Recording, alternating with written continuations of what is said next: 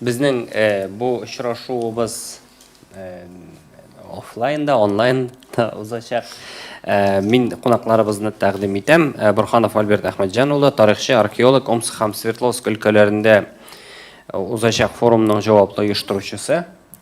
Салиев Равил Зөфәр улы, төбәк тарихын өйрәнүче, Биектау районының төбәк тарихчылары советы рәисе. Һәм безнең онлайнда чыгачак кунакларыбыз. Әгәр дә сез элемтәдә икән, шулай ук исәнләшсәгез иде, Сайганова Розалия Мәгариф кызы, Омск шәһәрен Ибир татар милли мәдәни автономиясе әгъзасы. Сез мондамы? Юк, айым. Катыров Марат Сафар улы, форумның оештыру комитеты әгъзасы, Татар дөньясы газетасы баш мөхәррире. Шулай ук аңлавымча, әлегә онлайн түгел. Сатышева Гөлшат Мөнир кызы, оештыру комитеты әгъзасы, Тары шәһәре дуслык йортының татар мәдәни үзәге җитәкчесе. Сез мондамы? Шулай ук юк. Ахунова Әлфинур Агълам кызы, Свердловск өлкәсенең федераль милли мәдәни совет әгъзасы. Ассаламу алейкум, мондамы? Ва алейкум салам. Әлфинур ханым, рәхмәт. Гыбаев Салават Сәгатдин улы, Свердловск өлкәсенең Әрәкәй авылының милли мәдәни комплексы мәдәният оешмасы директоры. Ишетәсезме безне? Мондамын, Яхшы. ишетәбез. Сәламлибез сезне.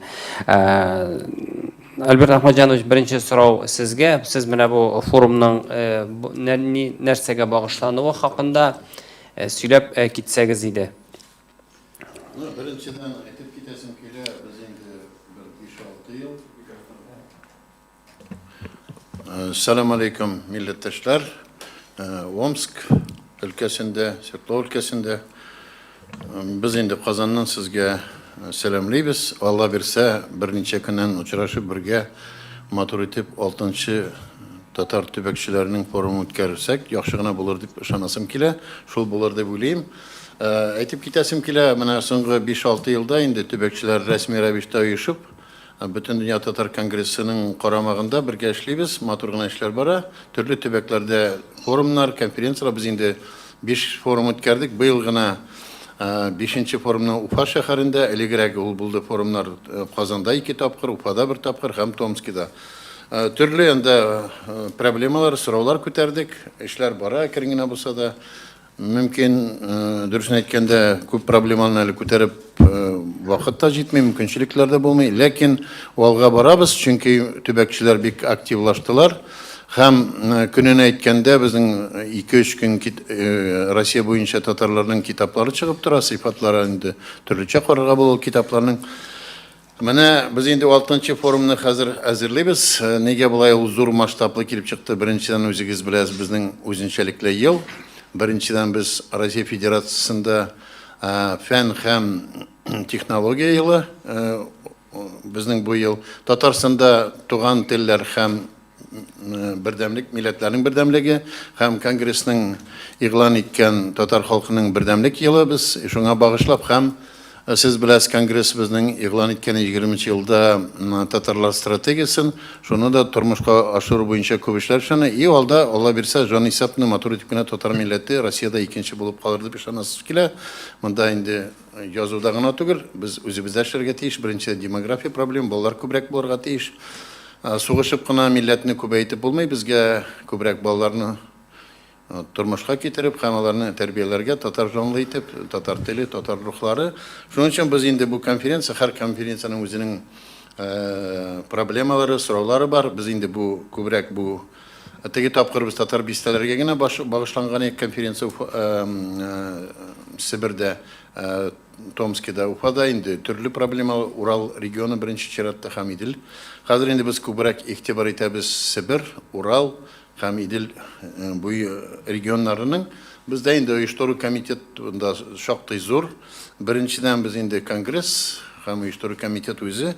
Икенчедән безнең инде бөтен Омск өлкәсендәге булган татар оешмалары, беренчедән Алимбаев Памир әфәнденең җитәкчелегендә Ибир оешмасы, икенчедән Мәдәният оешмасы һәм башка төбәкчеләр оешмалары аларда эшли Омскида. Шуннан Тара шәһәренең администрация һәм дуслык йорты аларда бик актив эшлиләр. Һәм әйтеп китәсем килә, инде соңгы вакытта без безнең вәкиллек аркылы һәм Türlü işler alып барабыз Свердловск өлкәсендә, анда оештылар краеведларның оешмасы, төбәкчеләрнең һәм күптән түгел Свердловск өлкәсендә очрашу булганда, түгәрәк өстәлдә без инде Аракыга барып кайтып, танышып, хәтта Салават әфәндене күп кеше белә. Аңа карамаслыкта без аңа тәкъдим белән чыктык монда үткәрергә дип, ул үзенең рөхсәтен, ярдәмен күрсәтергә тырышты. Шуның өчен берләшеп, Аракай авылында безнең инде бер платформага бу зур форум булачак. 3 көне әйтеп китәсем килә, 3 көне этапта була. Беренче этап без Алла бирсә 4-сендә барып җитәмендә махсус без вагон алабыз. Мәскәү белән сөйләшелгән, тимер юл белән 54 кеше Казаннан бу инде Идел буе һәм Уралдан күбрәк Идел буе регионнарыннан. Безнең инде мин санап чыктым, бөтен катнашучылар 21-22 регион булырга тиеш. Төшеп калмасалар кемдер, мөрт өстәлер дә. Шуннан соң әйтеп китәргә кирәк, менә безнең инде коллегалар яхшы гына эшлиләр, вакыт җитмәсә дә безнең бер проблема килеп чыкты. Быел пандемия елы, шуның өчен безнең күп проблемалар тукталды. Без тәүдә 250 кеше сораган идек, Омскига хат язган идек. Безгә рөхсәт бирмәделәр август аенда моны үткәрергә. Ләкин күптән түгел генә губернатор Бурков безгә безнең Васил Гаячка бик зур рәхмәт, аның ярдәм аркылы рөхсәт бирде 130-150 кешене җыярга. Но без инде уйладык күп нәрсәне һәм кемдер ачуланып калды, нигә делегациягә кертмәдек, без инде бөтен сәбәпләрен беләбез, анда уйларга да кирәк. Беренчедән, олы яшьлек кешеләрне 70 яшьтән соң кертәлмәйбез, чөнки авыру кешеләр күп. Икенчедән, әйтеп китәргә кирәк, без инде кемнәр актив эшли төбәкчеләр белән аларны җыярга тырыштык. Беренче, кемдер җитәкче район буенча, кемдер өлкә буенча эшли, кемдер китаплар күп яза, кемдер элекке опытларында карадык, кемнәр ничек элек алып алдылар, форумнарда төрле кешеләр булды, кайсына охшамады, кемдер каты сүзләр әйтергә без инде политкорректность моментларында карап чыгабыз һәр вакыт. Андый моментларда кирәк, чөнки башка өлкәгә барабыз, сугышып кына кайту безгә кирәкми. Без татар халкының дәрәҗәсен читтә күтәрергә тиеш, һәм бергә Татарстанның исемен күтәрергә һәм безнең татарларга яшәгән Омск өлкәсендә, Сибирдә бик күп проблемаларга ярдәм итәргә кирәк. Мәсәлән, Тара шәһәрен алсак, анда татар авыллары бар, ләкин анда демография проблемасы һәм татарларга игътибар җитми. Ул проблеманы күтәрергә кирәк. Шуның өчен анда барып кайту безнең ул десантның аларга ярдәм итү психологически яктан, мөмкин алда мәдди яктан да анда проблемалар күп. Омск өлкәсе җиңел регион түгел, зур регион. Ләкин анда татарлар дин әһелләре, төбәкчеләр, галимнәр татар тарихын өйрәнергә тырышалар. Шуның өчен Свердловскида шул проблемалар анда безнең инде бар. Күрше республикалар белән да проблемалар килеп чыга, кайсы вакытта милләтне кайсы авылны кайсы милләткә язу, андый проблемаларында күтәрергә була. Ләкин безнең төп мәсьәл өйрәнү Сибир регионы, Урал регионы, Идел регионы, без күбрәк бу регионнарга игътибар итәбез. Аларда булган татар авыллары, татар бистәләре, аларның тарихы, хәзерге көне һәм перспективасы. Менә шуңа без күбрәк игътибар иттек. Һәм безнең инде Алла бирсә, без 4-ендә килеп җитәбез делегациялар. Без инде Омскида бер 150-160 кеше булса, яхшы булыр иде булабыз, булырга тиеш. Сораучылар бик күп. Без анда беренче көн инде шәһәр белән танышабыз, 5-ндә, 6-сында, 5-ндә шул секциялар эшли, 4000-5000 секция булачак. Хәзер программа төзелеп бетеп килә. Иртәгә типографиягә тапшырабыз. Шуннан соң инде Алла бирсә, 6-сында без пленар утырышын үткәрәбез һәм безнең галимнәр белән һәм төбәкчеләр белән махсус очрашулар. Безнең концертлар да бар. Менә Омскиларга Марат әфәнде Катыровка бик зур рәхмәт әйтәсем килә, аларның командасы Алимбаев һәм башка ярдәм итүчеләргә. Шуннан соң инде Алла бирсә, без инде анда эшләрне бетергәч, Үләнкүл, Каракулга, Васил Гаич килергә тиеш, парк куярга тиеш, без төзергә яңа парк. Яңгыр булган авылда яңгыр булмаса, кирип булса, Большеречье районында булачакбыз һәм 2 көн без 2 төн йоклыйбыз. Тарада һәм Тарада безнең утырышның ябуы була. Омск өлкәсендә һәм без шәһәрне карап, танышып, халык белән, дин әһелләре белән бик матур итеп, инде программалар безнең күп, фольклор, безнең инде дуслык йортында һәм Алла бирсә, поезд белән без юлны алып китәбез Дружинина станциясына Свердловск өлкәсендә, и безнең Салават әфәнденең командасы һәм безнең вәкиллек безне каршы алып, анда бик матур итеп фәнни конференцияга үткәргә, ул бик может быть, зор масштаблы булмаса да, ләкин мында ул безнең әле опыт юк, зор үткәрелгән Свердловск өлкәсендә әле алар үзләре дә үткәргән өлкә форумы. И Салават әфәндегә бик зур рәхмәт әйтәсем килә, чөнки анда бик милли мәдәни үзәк бик матур гына эшли. Вакытында мин Тимер Шәричев белән Свердловск өлкәсенең губернаторы эшләгән эшләр анда ярдәм. И Салават үзе дә бик матур музей төзегән, этник музей һәм татарларның анда беренче авыл. Алар Свердловск өлкәсендә үзәк булып торалар татар өчен, татар милләте өчен һәм күрше Красноуфимск һәм Челябі өлкәсенең Низепетровск, Коншак районнарына да үрнәк булып торалар. Бергә без бу эшне күтәреп җибәрсәк, ул дөрес булыр. Чөнки бер яктан Себерне өйрәнәбез, икенче яктан Уралны. И Алла бирсә, безнең тәкъдимнәр булачак алда, Уралда зур итеп Урал татарлары проблемасы буенча форумы или конференция алда үткәргә. Себер белән без актив эшлибез, Төмән белән дә, ләкин Төмәндә быел безнең үткәргә тиешләре Төмән вәкилләре үзләре конференция апрельдә, пандемия дип сәбәбе буенча эшләр барып чыкмады. Шуның өчен без хәзер бөтен эшне позитив үткәргә фикерләр бар. Алла бирсә матур итеп эшлибез. Безнең инде халык бик яратып форумнарга катнаша, бик зур матур кызык темалар биргәннәр. И без форумны алдына өлгереп булыр микән белмим. Менә мондый матур гына татарская тараева округа дигән китап. Монда без бирәбез гомумән общий проблемалар, мәдәният буенча хәзер типографиягә тапшырылды. Шуннан соң Алла бирсә бу китап чыга, и алдан 20 сентябрьдә җыеп бетерәбез җыентык. Томскида чыгарган шикелле бер 500-600 битлек зур материал итеп җыентыкта чыгарга итәбез. Алла бирсә, менә шундый эшләр безнең планнар. Сорауларга соңрак игътибар итеп җавап бирәмен. Хәзер минем коллегалар сөйләргә кирәк. Мин Алла бирсә вакыт калса өстәрмен. Сез нинди максатлар белән барасыз? Бу төбәкчеләрнең җыены нинди әһәмияткә ия?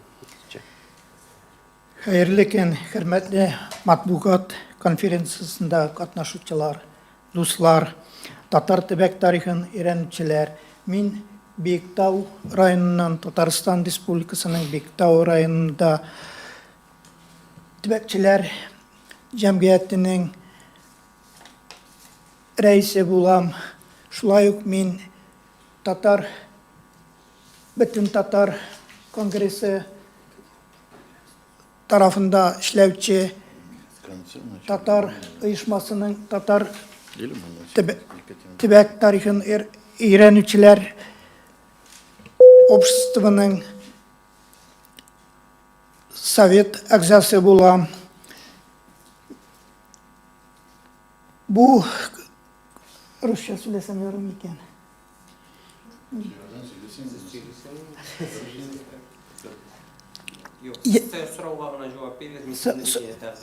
Мы ожидаем от этой конференции очень многое.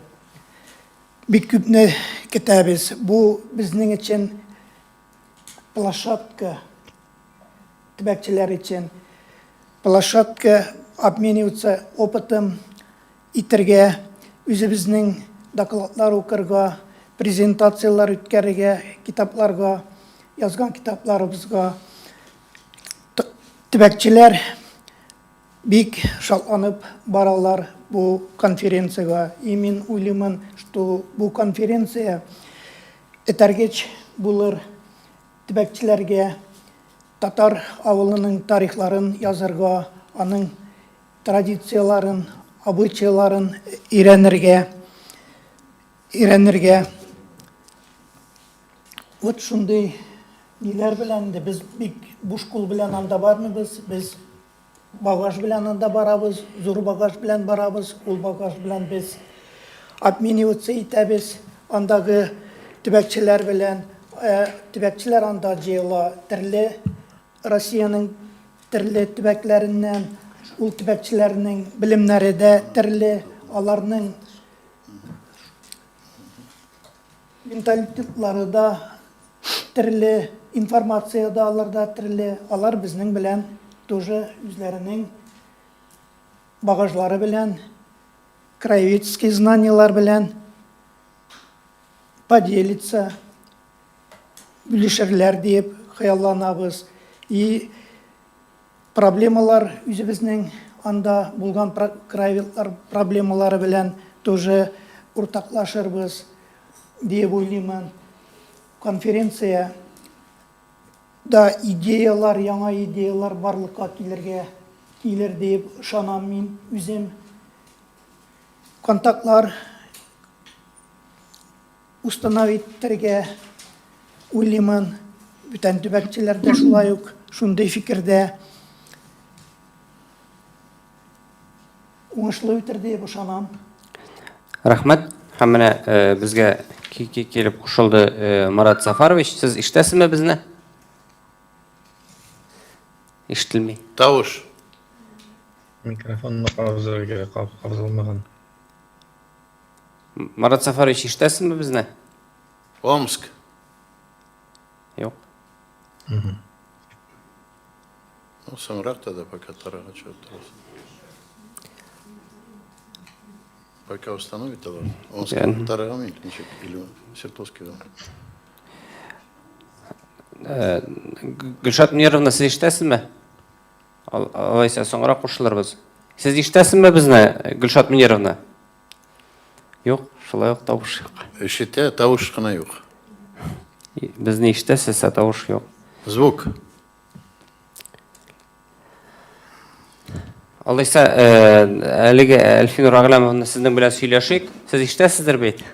Тавыш бармы? Ишетәм.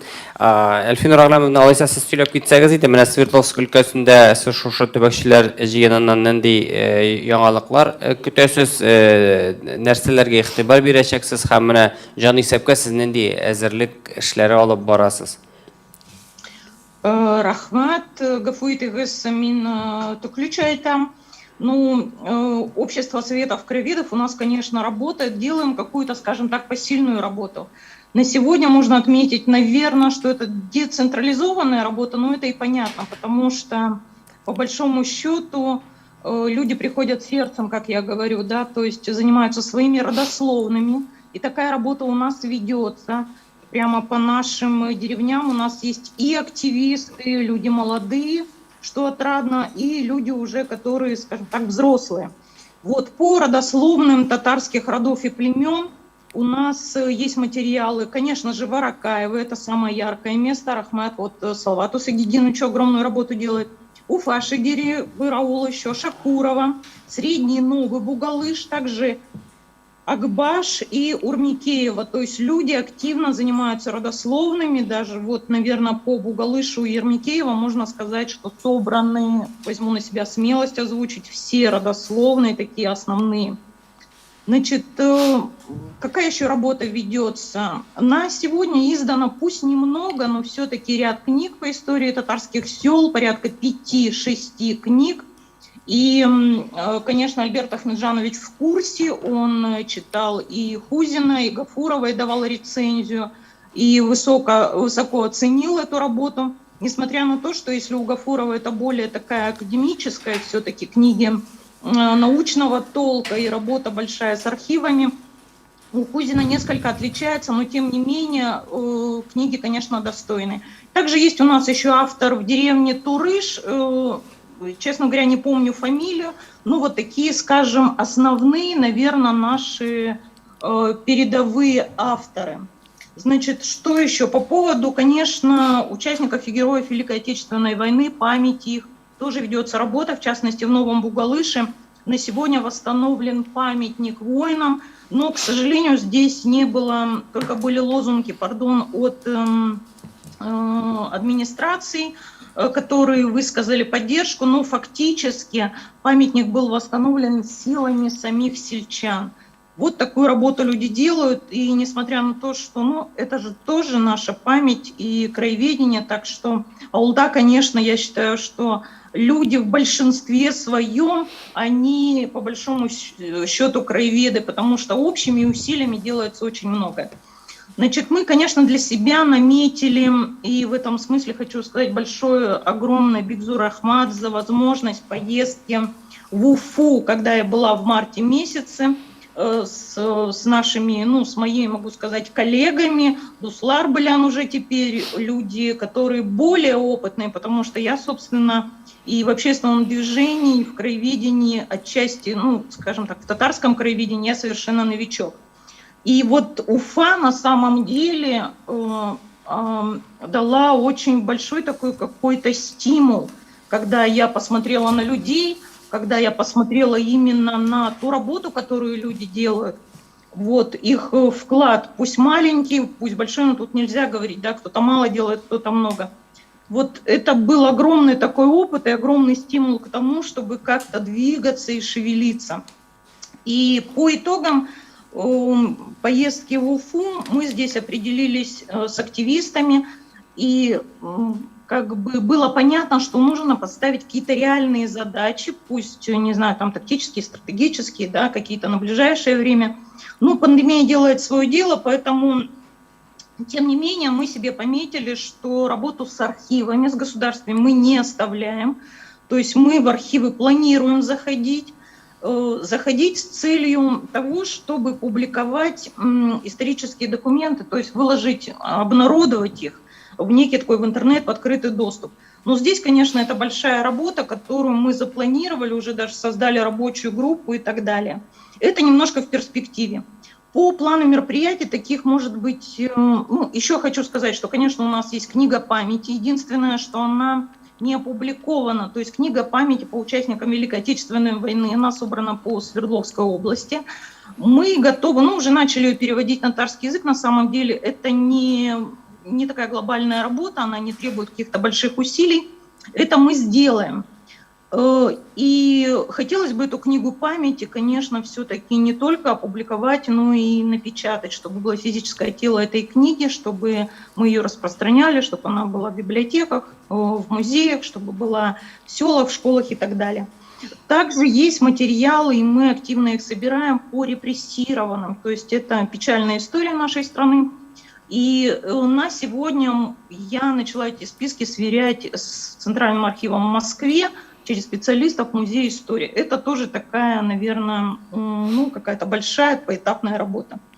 Конечно, по плану мероприятий мы наметили нашим советом краеведов, что нам интересно посещение татарских сел нашей Свердловской области, а таковых порядка 42, наверное, мы так обозначили.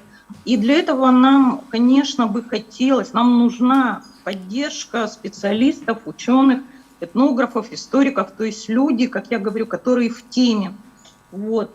Как это сделать, как это, как бы сказать, подойти к этому плану, к реализации его. Вот по этому поводу, конечно, нам нужны специалисты, нужен ваш совет. И я думаю, при очной встрече мы, наверное, этот предмет пообщаемся.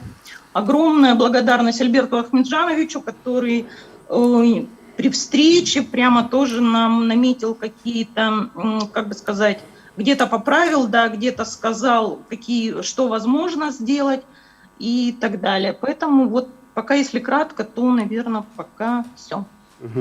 Рахмат, біз Свердловск өлкәсенә сөз бирелгәч, Салават Сәгъдинович, сезнең белән дә сөйләшик. Менә хәзер бит инде сезгә дә җан исәпкә кагылышлы сораулар бирәсе бар иде. Хәзер бит инде татар халкын бүлгәләргә теләүче кешеләр дә бар.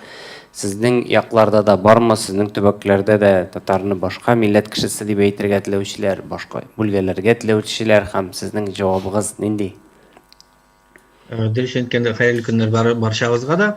Ну, андый кешеләр һәр вакытта җан исәп булган вакытта андыйлар булгалый. Ләкин халыкны хәзер әллә нәрсә дип алдап булмый, халык аңлый, кем икән, нәрсә икән, шуңа күрә мин мондай эшләренә бик тә читен карыйм. Безнең, Аллага шөкер, авылларда яшәүче милләттәшләребез, алар татар дип үзләрен исәплиләр, шуңа күрә без татар дип язылачакбыз да, Аллаһ бирсә. Менә шушындай җавабым. Бу менә төбәкчеләр форумыннан нинди өметләр белән көтәсез? Менә үзегезнең сезнең татар андагы авыллары кайчан барлыкка килгән, ул өйрәнелгәнме? Менә шундый Татар авыллары турында менә үзебезнең авылга килгәндә без 12-13 гасыр дип исәпләп турабыз инде анысы. Түгел, бүгінгі күнгө кадарлы түгел, мына даталары белгиленген түгел. Кайбир чыганакларда карайлар 150 ел, 450 ел дип түгел, монысы белгиле түгел бүгүнкү күнгө. Ошоңа көрө менә шушундай жыйылышлар керек да бизге, экспедициялар да керек, маны белгилеу керек биринчиден экенде. Һәм да ошакларга керек бу даталарны, тарихыбызны. Шуның өчен дә бу форум керек дип әйтәсем килә. Инде форумга әзерләнгәндә форум бер көннең буе безнең авылыбызда эшләячәк. Без моңа бик каты, бик әйбәт кенә әзерләнәбез дип әйтәсем килә. Монда инде бездә 150дән артык катнашучы бүгенге көндә гариза язган. Ул инде 54 кеше менә шушы Омсктардан киләчәк. Һәм инде без үзебезнең өлкәбездән делегатлар, алар 100дән артык, 100дән артык. Шуңа күрә программада пленар утырыштан соң без үзебезнең мастер-классларны күрсәтәчәкбез. Анда инде Сырдарья җыр һәм бий ансамбле һәм инде менә шушы еллар эчендә үзебезнең тарихи музеебыз да бар. Анда бик күп кенә әйберләр җыелган, 6000 ярымнан экспонатларыбыз бар. Уртаклашасыбыз бар, аралашасыбыз бар, танышасыбыз бар. Үзебезнең эш нәтиҗәләребезне күрсәтәсебез дә бар һәм инде килгән кунакларның да эш тәҗрибәсен күрәсебез килә. Төп максат инде аралашу, танышу һәм менә шушы эшне дәвам итү. Чөнки бүгенге көндә дөрес әйткәндә, ул тарихчылар күпчелек вакытта мәктәп музейларында һәм инде ул милләтпәрвәр кешеләребездә генә тора инде. Дөрес әйткәндә. Шәхси кешеләрдә, шәхси музейларда бар. Бу соңгы елларда инде менә үзебездә милли мәдәни комплекста кергән учреждениеларда без менә шушы тарихи почмакларны, музейларны булдырырга тырышабыз, чөнки ул безнең милләтебезнең тарихы ул булырга тиеш, аны киләсе буыннарыбыз аның белән танышырга тиеш беренчедән, белергә тиешләр. Менә үзебезнең музейга килгәндә, анда бик күп экскурсиялар килә, монда татарлар гына түгел, 40-шар, 60-шар кеше килә кай вакытта тур бюроларда. Менә без аларны да үзебезнең татар милләте белән таныштырабыз, гореф-гадәтләребез белән, милли ашларыбыз белән, костюмыбыз белән, тарихыбыз белән бик кызыксынып кайтып китәләр. Шуңа бик зур өметләр баглыйбыз, бик күп нәрсә әзерлибез үзебез. Ышанабыз, яхшы булыр дип. Менә шушылар. Рахмәт. Һәм менә Альберт Әхмәтҗанов син әйтәсе сүзе бар. Свердловский өлкәсе турында бер кыска гына беренче сүз әйтәсе килә. Монда Альфинур һәм Салаватны тыңладым. Беренчедән менә Свердловский өлкәсендә анда хата эшләмәсәм 42 авыл булырга тиеш татар авылы. Ләкин китаплар әле бик күп язылмаган, бер 3-4 кенә китап. Шуның өчен анда Бугалыш авылы менә Гафуровның бик матур китабы чыкты һәм безнең абзыйның әйтеп киттек Верхний Красноуфимский районыннан. Бу китап язу проблемасы турында их тарихны өйрәнү татар авыллары юк читтә калдылар. Икенчедән монда Свердловский өлкәсендә бик матур гына туристический маршрутлар эшләнә һәм татар бистәсе буенча шәһәр бистәсе Агафуровлар һәм зияратлар тәртипкә китерелгән монда. Эш бара монда. Авылны караганда менә Аракай авылын һәм аның күрше алар беренчедән әйтергә кирәк, бу татарлар, монда яшәүче бик якын татарлар, психология буенча, антропология, этногенезм буенча Чиләбе өлкәсенең татарлары һәм кайсы Татарстанның регионнары. Аларны менә бу элемтә. Икенчедән менә бу авылда булган музей һәм Салават эшләгән милли киемнәр, алар менә бик опыт, башка менә Омскийда, например, өлкәсендә Тарада бик кызыксындылар һәм башка җирдә ул дәрәҗәсен таратала үзенең. И монда музей этнотуризм, татар тур дигән музей, татар түгән туристический проект бар, ул бөтен татар яшәгән урында. Менә Аракай түбән Сәрга еллары бик табигати матур монда, монда тарихы да бик матур, халык та бик кызык, шуның өчен моны кертергә була татар турга. Менә шуны өстәп китәсем килде. Рәхмәт. Рахмәт. Марат Сафарович белән элемтәгә чыгып карыйк. Марат Сафарович, ишетәсезме безне? Без сезне ишетмибез шул менә. Элемтә белән ниндидер проблема. Чатка язып карагыз әле, в чат напишите, пожалуйста, нашему технику.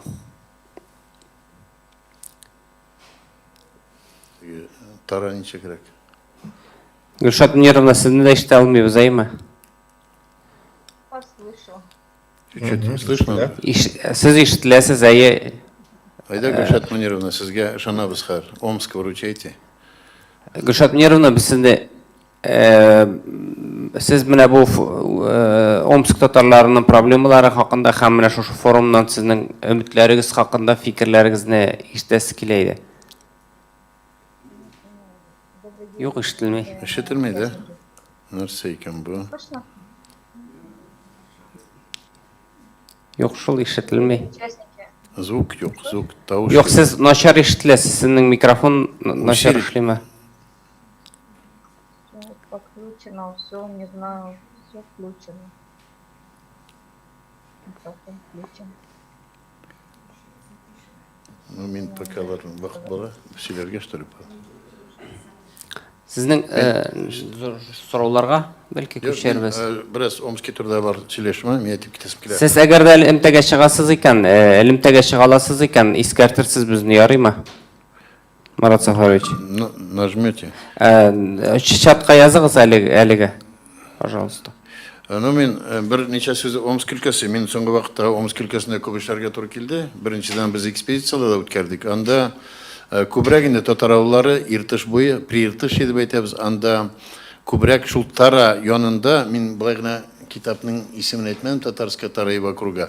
Монда инде, конечно, рус йогынтысы татарнан biraz игътибар җитми, шуның өчен проблемалар да бар.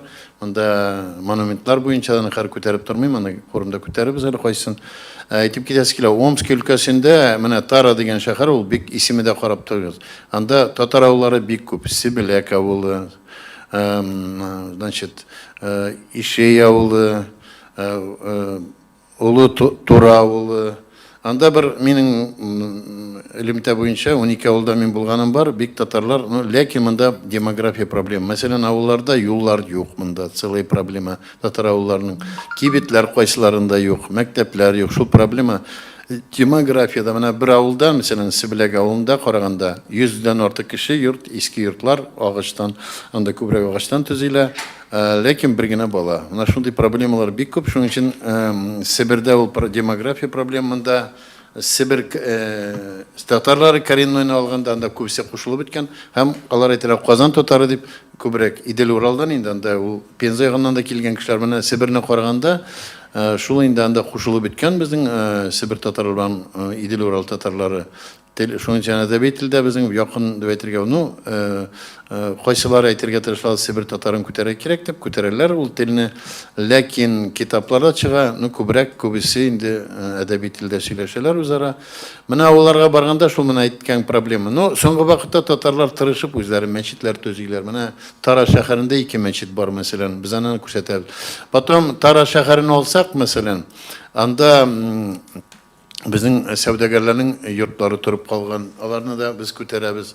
Аларны ул проблема, аларның реставрация проблемасы бар. Бик кызык. Кайсы татар йортлары башка милләт кешеләренә, вәкилләренә бирелгән, аны да күтәрергә кирәк. Музейларда, мәсәлән, татар материаллары бик күрсәтелми, махсус андый моментларда бар. Шуның өчен безнең анда барып кайту, мәсәлән, Тара шәһәренә, ул безнең сәяси дип әйтергә була, чөнки татарның күрсәтү, татарны күтәрү, татарны уяту һәм татарларга ярдәм итү ул менә. Омскида инде ул зур шәһәр булса да, татарлар җитәрлек яшиләр, анда оешмалар күп. Анда без инде проблема татарны берләштерү, бердәмлек. Шул проблемалар җитми, татар бөтен җирдә дә конкуренция бар үзара. Шуның өчен әйтергә кирәк, анда менә оешмалар һәрберсе үзенең элемтәдә торалар, безнең бөтен дөнья татар конгрессы. Менә Омск өлкәсендә без Марьятов Наил Машурович белән 2018 елда бик матур итеп кенә фәнни конференция үткәрдек, татарларның тарихына багышланган, шул Ирташ буендагы һәм төбәкчеләрнең оешмасын төзүдек. Бик кенә матур эшләр бар анда. И шул конференция булганда безгә чит илдән татарлар килделәр, Даниядан, Голландиядан, Финляндиядан, Төркиядән. Төркиягә күчеп киткәннәр, шул татарлар анда лимтәдә торалар, бик матур гына. Шул анда Фәүзия апа да Бәйрәмова барып кайтты вакытында һәм башка галимнәрдә һәр Яли институты безнең бик матур итеп менә Кисамовның группалары бик матур итеп Себердә барып эшләрен җыеп кайттылар. Әле менә монда Себерне өйрәнгәндә соңгы вакытта инде Омскидагы институтта Тамиловның командасы инде җигетләр соңгы вакытта бик матур итеп Тара районында һәм башка районнарда анда 7 районда микән татар авыллары бар. Ну күбрәк инде Тара районы, Усишим районы һәм Тәбриз районында татарлар күбрәк яши. Ул районнарны караганда менә безнең әле күптән түгел безнең Илгиз абый белән дә Катыр белән сөйләштем. Ул вакытында фольклор буенча йөргән, музыка әле статьясыдан чыга. Бик матур итеп анда үзенчәлекләр бар, фольклор буенча һәм шул нәрсәләр буенча. И әйтеп китәсем килә, монда Себер татарларының менә тарихын, археолог һәйкәлләрен соңгы вакытта бик матур итеп өйрәнәләр. Бу 13-нче, 18-нче гасыр материаллары. Аларны менә күрсәтә татарның тарихы ничек булган. Икенчедән монда инде кабер ташлары проблемасы бар. Монда Себер татарлары кабер ташларын бик күп куймаган, ләкин Казан ягыннан Идел Урал ягыннан күчеп бетергән татарларның ташлары сакланганларын да өйрәнү кирәк. Архитектура турында күтәреп чыгадым. Архитектура һәйкәлләрен караганда менә хәзер шул сәүдәгәрләр, татар сәүдәгәрләренең, татар байларының йортлары сакланган, ләкин аларның бик начар хәлдә. Аларны да күтәреп чыгару кирәк. Менә Тарада да әйттем мин сезгә. Шунда и монда бик матур итеп игътибар итәргә кирәк безнең татарлар монда крепостлар төзегәндә катнашканнар вакытында. Шуннан соң инде Урта гасыр сугышларында бик анда материаллар сакланган, ләкин аларны яңадан күтәрә. Архив материалларын өйрәнергә кирәк. Менә Тара шәһәрен алганда яңадан менә Гульшат Мудировна һәм аларның директоры Налгиева Дом дружбы инде. Анда бик матур эшләр алып баралар. Фольклор ансамбльләре эшли. Омскида Наил Мачурушның ярдәмендә һәм җитәкчелегендә Алимбаев белән бергә Умарзай ансамбль эшли. Аларда менә безнең концерт булачак алда. Шул проблемаларны без күтәрәчәк. Без анда концерт махсус булачак. Шуның өчен Алла бирсә без матур итеп кенә төрле проблемалар әле җитәрлек, ләкин потенциал да Себер татарларында бар. Себер татары дип әйтәм мин, монда Себер этнический яктан гына түгел, Себер территориясында яшәүче татарлар, төрле төркемнәр, ләкин алар якынлашып беткәннәр, бүленергә аларның мөмкинчелекләре дә юк, ителеге дә юк күбесенең. Бер отдельный кешеләр йөриләр анда кайсы төмән якында. Но анда кешеләр күп түгел. Ләкин без татарны бердәм милләт дип саныйбыз. Идел Уралда безнең Себердә, Кырым татарларында без бер милләт дип саныйбыз, бергә яшәргә дә тиешбез. Рахмат. Тагын бер Марат Сафарович, телефоннан, смартфоннан кирип карагыз әле. Обычный смартфоннан сылтама. Башка телефоннан, әгәр сез телефоннан кергән булсагыз, башка телефоннан кирип карагыз әле шул сылтама белән сезнең эшләргә тиеш дип күрсәтә. Без сезне ишетмибез. Ну, пока мен сөйләтерим тада. Омскида еще менә Марат Сафарович һәр сорауга бик матур гына дуслык дигән, безнең Татар дөньясы дигән газет чыга, Алимбаев финансирует.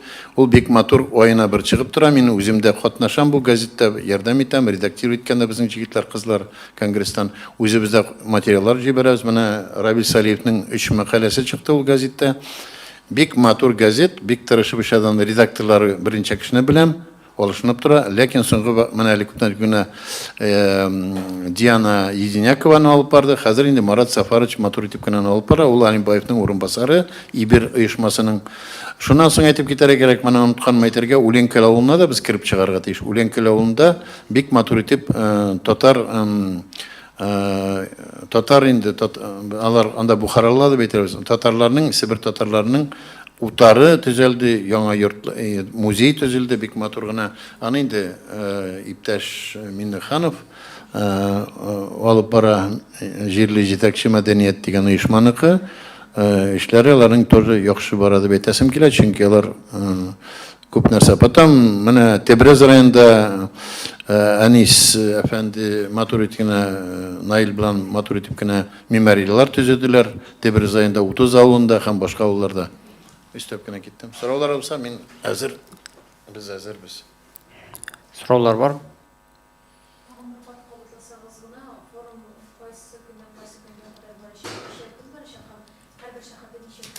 Ярый, булай итеп китәбез. Значит, Алла бирсә, өчендә китәбез Казаннан һәм халык килә. 4-дә керә башлыйлар.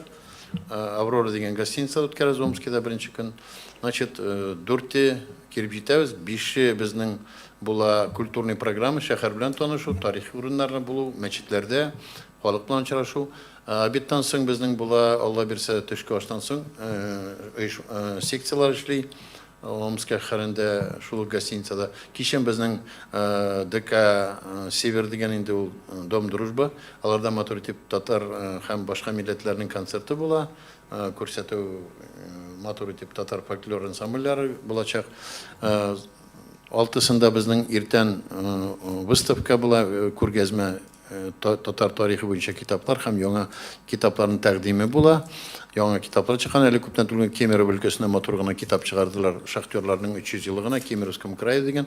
Мин үзем дә ул китапны әзерләгәндә катнаштым. Әле перспектива шахтерлар турында проблема күтәреп чыгарбыз дип уйлыйм. Шуннан соң шул ук көне безнең пленар утырыш була, анда күп кеше килергә тиеш, делегациялар 22 регионнан дип язылган пока. Пленар утырыштан соң безнең обедтан соң очрашу була. Без инде галимнәр, Омск галимнәре, төбәкчеләр белән безнең делегация очрашу була. Мөмкин булыр дәүләт кешеләре дә килергә тиеш, шунда очрашудан соң инде без безнең түгәрәк өстәлләрдә була кичкенә генә. Икенче көн 7-сендә иртән торып, Алла бирсә, без китәбез Большеречье районында. Яңгыр булмаса да юллар начар, үзегез 40 километрга почти якын. Без Үлән күлгә кирип чыксак, анда безнең Муса Җәлил һәйкәле бар, аңа чәчәк салырга уйлыйбыз, мәктәптә очрашу, мәчетләргә, олы кешеләр белән күрешү, мәктәп укучылары белән Каракульга барып, Василий Гаевич һәм Бурков килергә тиеш губернатор, анда парк салалар, яңа парк төзиләр, шуны агачлар утырту була инде, янгын булган авылда, Каракульда. Анысы булып чыкмаса инде, без Большеречье районында бик матур музейлар бар, һәм очрашулар булачак. 8-дә Тарага барып кунабыз, һәм 8-дә Алла бирсә, Тарада иртә турып, безнең анда очрашулар була, һәм пленар нәтиҗә ясау утырыш була. Без анда торуларын күтәрбез. Һәм зур концерт була Тарада яшәүче татар группалары, балалар, олы кешеләр һәм күрше районнардан киләләр. Усишем районы, Тебриз районы, Колосовский районнан, Седельниковский, шундый районнардан киләләр халык. Һәм матур итеп кенә безнең анда очрашлар. Обедтан соң без анда элекке йортларны карыйбыз, татарларныкын күбрәк, башка милләтләрнең йортларны. Безнең татар художникларының күргәзмәсе була. Җамалетдиновның анда белән танышабыз. Музейларда, мәчетләрдә була, шулай итеп очрашу матур гына үтәргә тиеш. Һәм иртән турып 9-нда без китәбез Омск шәһәрендә һәм вокзал белән. Алла бирсә, барып җитәбез Свердловск өлкәсендә сәгать 5-тә. Дружинина станциясына төшеп калабыз. Һәм безнең Салаватның командасы каршы ала, Алла бирсә, Свердловскида өлкәсендә. Һәм без инде анда матур аракайда, матур очрашулар бар. Анда безнең бик зур программа, бик кызыганда күрсәтергә дә була нәрсә. Һәм фәнни конференция була. Анда бер 10-га якын доклад була безнең зур пленар шикелле. Һәм күргәзмәләр, очрашулар, мастер-класслар була. Салават анда бик матур итеп программа әзерләгән. Һәм аңа ярдәм итәләр Свердловскидан да, иптәшләребез. Бергә эшләсәк, шулай булыр дип. И Алла бирсә, 11-дә Казанга кайтып исән-сау булсак, кайтып җитәрбез дип уйлыйм. Бәлки торып та калырсыз. Бәлки торып та калырсыз дип. Чакырсагыз, 1-2 көнгә кала алам үзем. Проблема юк. Тем более мен үзем Уралда туып үскәнмен, минем өчен бик кыйммәтле ул Урал җире. Ул каменный поезд программаларын мин беләм яхшы, ул якларны. Свердловск өлкәсендә укый башладым, Чиләбе өлкәсендә укып бетердем. Шулай менә шундый хәлләр. Рәхмәт. Гөлшат Мунировна, сезнең элемтә яхшы түгелме? Ну, не знаем на остальном. Әйтеп кара инде катырак, Гөлшат. Старайся хоть на русском, хоть на татарском. Погромче. Здравствуйте, я вас слышу. Слышим. Хорошо слышу. Попробуйте, вас слышно тоже. Слышно. Рамиль, выведи на экран, пожалуйста. Сезнең менә сез бу форумнан нәрсәләр көтәсез? Сезнең фикерләрегез нинди? Җанисәп уңаеннан по поводу переписи, вот что вы думаете, какие у вас ожидания? Ну, от этого форума мы ожидаем, конечно, очень многого. У нас в Царском районе отношения, ну, как бы... Погромче, если можно. Погромче. От этого форума мы ждем очень многого. В нашем районе проживает около 4000 татар. Конечно, такое мероприятие такого масштаба у нас первый раз проходит. И сейчас ведется серьезная подготовка к этому форуму. Мы подготавливаем вот объекты, куда будем приглашать наших гостей на экскурсии и на вот эти все мероприятия. По переписи, я думаю, у нас как бы четко все люди себя осознают татарами. И то, что вот там пишут сибирский татарин или татарка, такого как-то вот даже вот при встречах, при разговорах, не бывает. Вот все татары. Гульшат Мунировна, у вас вот в Доме дружбы какая работа ведется? В нашем центре основная работа – это популяризация культуры, татарской культуры. Мы собираем экспедиционный материал, ездим по татарским деревням, собираем картотеку, традиции, обычаи, фотографии старинные. Вот все стараемся вот это систематизировать. Все это собирается у нас. Очень много приходит к нам тоже гостей. Мы проводим экскурсии.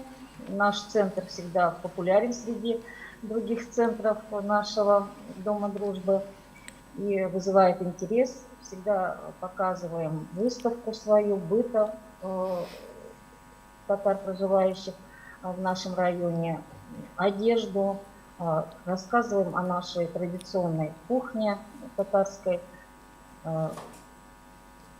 историю деревень наших татарских представляем для посетителей. Вот такая работа в основном. Гүлшат Мунировна, вот сезгә татарча әйтсәк тә ярый дип әйт. Аңлыйсыз бит, әйме? Гүлшат Мунировна, менә соңгы елларда бит инде Себер татарлары алар бөтенләй башка халык дип әйтеп, шундый теге чик кагарга теләүчеләр бар. Аларның телләре дә үзгә дип әйтүчеләр бар. Менә сез нәрсә дип сез әйттегез, менә бездә халык бер булып языла дидегез. Менә сез нәрсә дип әйтергез, үзегезнең фикерегез ничек шуңайдан? Менә ни сәбәпле шушындай кешеләр бар, ни сәбәпле шулай дип әйтәләр икән алар? Алар максатка ирешергә мөмкинме? Халыкның арасында аларны тыңлаучы кешеләр бармы? Бер өлеш дип әйт. Таких людей у нас очень мало. Диалект сибирских татар, конечно, отличается от казанского диалекта, это уже от этого никуда не деться.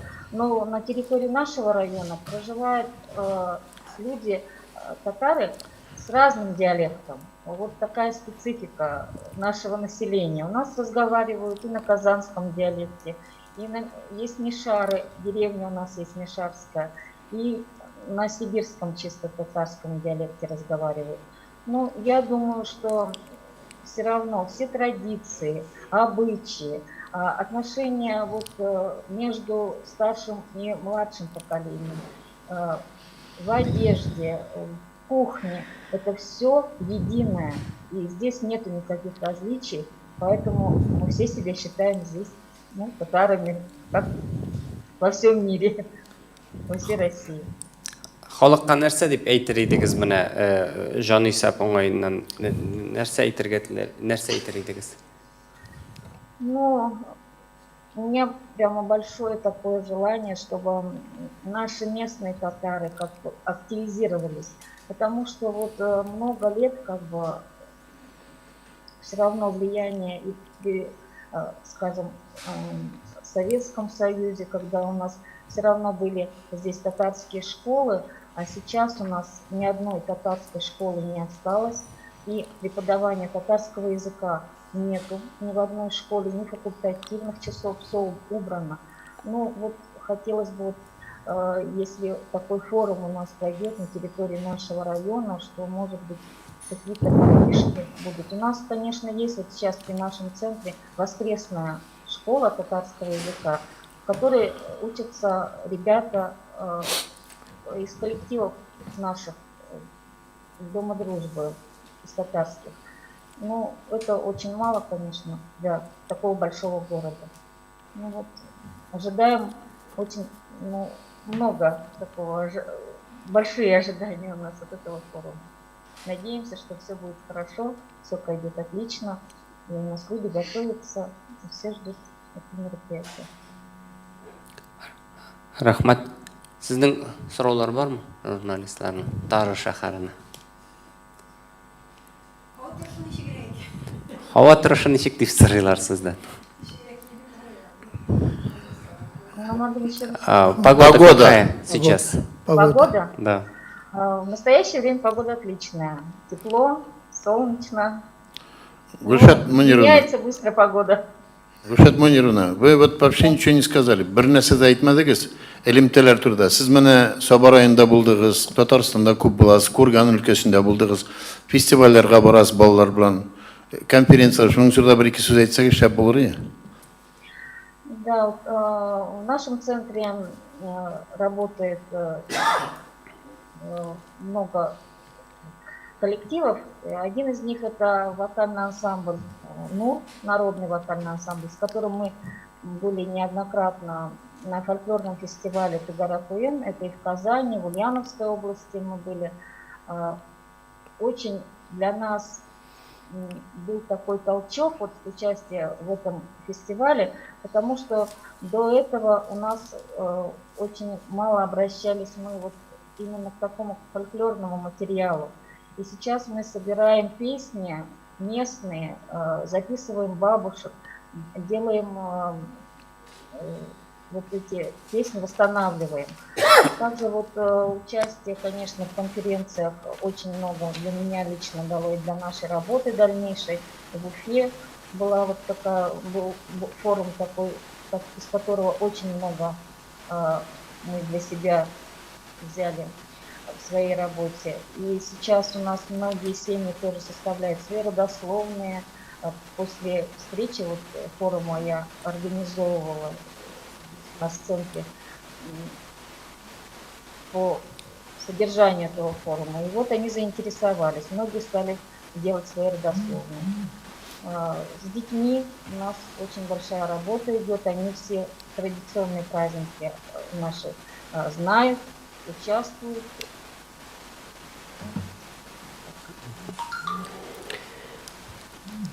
Рахмат. Гаилә һәм мәктәп ирек нигъмәти. Тары бұрын-бұрынғыдан элеккеге бухарлар яшәгән үзәк иде ул. Аларның нәселләре юкмы хәзер? Дәвам итмиме, юкмы алар яшәмиме инде хәзер? Бухарлылар. Ну, потомки, конечно, проживают у нас. У нас в деревне Речапово есть в нашем районе.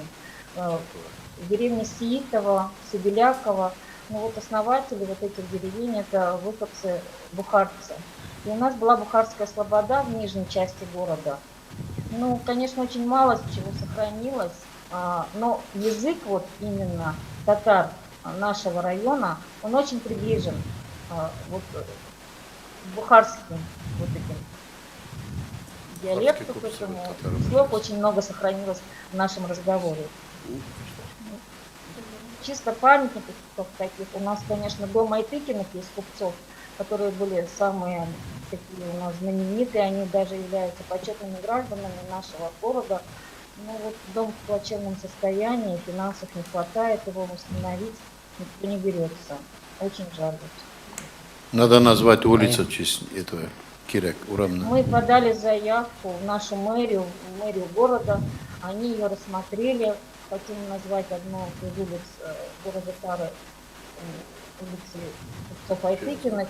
Нам не отказали в этом вопросе, но сказали, ждите, когда будет обустраиваться новая улица, тогда только мы сможем назвать. А переименовывать очень большие финансовые затраты, опять же, все опирается в финансы. Тағын бір сұрау міне біздің. Тары шәһәрендә туып, Япониядә беренче мәчетне булдырган Абдурашид Ибрахимовны Тары халкы белә микән, Тары татарлары? Татары, конечно, нашего города и района знают этого человека. Мы проводим посвященные ему мероприятия, и все с уважением к нему относятся. И вот тоже у нас поднимался такой вопрос. У нас 2 мечети в городе, и одну мечеть вот хотят назвать именем Абдурашида Ибрагимова. Ну, в силу того, что очень мало сохранилось материалов, архивных данных нет. Я сколько раз обращалась в наш штатский архив, ну, вот такое чувство, что вот, ну, не было ничего об этих людях, ни об Айтыкинах, ни об Абдрашиде Ибрагимове. Но вот сейчас ведется такая у нас работа, подготавливается. Думаю, ехать в Тобольск, потому что раньше Тара была это Тобольская губерния, и, может быть, что-то мы там больше найдем об этих людях. Такая работа ведется. Шәһәр мэриясы да берәр урамның исемен атарганмы дигән шундый бер шундыйрак рухта әйткән иде. Ул өлкәдә берәр ничектер юкмы? Ничектер аның исемен мәңгеләштерү турында мәчеттән тыш? Ну, вот тоже его именем улицу мы обращались назвать. Ну, вот так нам отвечают, как бы, в будущем. Мемориальный доску можно поставить, куярга была. Вот, да, такую можно инициативу. Рәхмәт. Конференция көтереміз бұл сұрауларны. Рахмет. Һәм безнең вакытыбыз төгәлләнеп килә. Безнең белән элемтәгә керә алмадылармы? Марат Сафарович, юкмы? Берничек тә чыга алмадык. Юк. Элемтә начар. Салават әфәнде, менә мин сездән сорыйсы килгән иде. Сез җанисәп уңаеннан тотарларга нәрсә дип әйтер идегез? Менә шушы сезнең өлкәдә дә бармы андый кешеләр, татарны төрлечә әгъваләргә теләгән кешеләр? Сез нәрсә дип әйтер идегез? Сезнең фикерегез ништәс килә иде шушы җанисәп уңаеннан әйтәсез сүзегезне? Әйтәсе сүзем шундый, татар булып туганбыз, татар булып яшибез һәм татар булып калырга тиешбез. Менә төп түгел шундый. Әйтер сүзем. Бик кыскача гына, но менә шушылай. Сезнең сораулар бармы Екатеринбургка? Бернигә дә карамый. Рахмат, скорее всего, ну, нет, наверное. Что-то основное проговорили уже, Рахмат. Кызганыч, без Марат Сафарович белән элемтәгә чыга алмадык. Безнең аңлавымча безнең интернет элемтә анда начар дип аңлыйм. Сәбәбен ачыклай алмадык. Элемтә бар дип күрсәтә, әмма без аларны ишетмибез, алар безне ишетми. Әйтергә буламы бер сүз? Әйе, без матбугат конференциясын хәзер төгәллибез. Бер әйтергә мин, хөрмәтле милләттәшләр, кемнәр бүген элемтәгә керде, һәм сезнең вәкилләрегез, иптәшләрегезгә бездән сәлам әйтәбез. Алла бирсә беренче көннән күрешербез бергә. Biz Tatar milletin bizning bo'luvchilar bularda yeterlik. O'zimizda андай problema bo'lmasin. Bizning territoriya bo'yicha gina tatarni bo'lirga bo'la. Idil, Ural tatarlari deb aytamiz, Sibir deb, ham Qrim deb. Bizning tatar milleti birgina bor, sosloviyalarini bunda esga olib turmayman. Shuning uchun biz har vaqt tatar bo'lib qolirga tiyishmiz. Bizning aytuvchilar biz tatar tugildi, bo'luvchilarda bir ko'p Boshqirdistonda ham boshqa regionlarda qanday problemalar kelib chiqa. Lekin tatar millati o'rta asrdan kelgan, burungidan ham u bo'lajaqda formasini o'zgartirishak. Shuning uchun bizning forumda ko'proq biz kitoblar chiqarishga tiyishmiz, forumlar o'tkazishga, aralashib turishga, til g'urub odatlarni ko'tarib turishga, olg'a borishga, demografiya problemalarni chechishga kerak har vaqt. Bolalar ko'proq bo'lsin, tirishirga, aktiv kerak, bizga qo'rqib qana o'tirishga kerakmi? Kutib kimdir ketirib, o'zimiz har o'rinda, o'zimizning ishda har birimiz tirishirga tiyishmiz. Shundan so'ng bu forumning natijasi shulay bo'ladi. Biz hali Tara shahrida da, Ibragimov turida da, boshqa savdogarlar ham, buyuk kishilar turida da, prosvetitellar turida ko'taribmiz hali bu so'rovlarni. Lekin yerli kishilar, tatarlar aktiv bo'lmasa, hukumat har vaqt yordam etmayacak. O'zimiz tirishib, o'zimizni tirishirga tiyishmiz, ularga aytib, atargaч bo'lib turishga tiyishmiz, сөйләшергә. Shuning uchun biz sizga boramiz da, Alloh bersa biz Sibirda ham Uralda yil sayin bir zo'r chora o'tkazishga tiyishmiz. Konferensiyami, festivalmi, mana Sverdlovskiyni qaraganda, Sverdlovsk өлкәсе biz Perimda, Sverdlovskiyda, Chelyabida, Kurganda, Orenburgda, һәм Башкортстанда бергә берләшеп һәрвакыт зур мероприятиелар, чаралар үткәрергә тиешбез. Менә сезнең Салават килеп җитәргә тиешләр Чиләбедән делегация, Алла бирсә, сездә катнашырга тиеш. Перемнар килерме, юкмы, вәгъдә бирделәр. Ә Себердә без һәрвакыт Себер регионнары менә бик актив эшлиләр. Кемеровалар, Алтайлар, аларны да чакырып торырга кирәк. Һәрвакыт бергә булыйк, бергә эшлик, тырышыйк. Конгресстан һәм үземнең исеменнән сезгә һәрбергә рәхмәт әйтәсем килә. Алла бирсә, бу бер атна 6-7 көндә без бергә берләшеп, тырышып, бу зур форумны үткәреп, һәм аннан зур нәтиҗәләр алып кайтырга тиешбез. Һәрберебез. Исән булыгыз, исән булыгыз. Рәхмәт барыгызга да. Рахмат. Очрашуга кадәр. Рәхмәт. Рәхмәт, бик зур. Рәхмәт. Төгәлбез.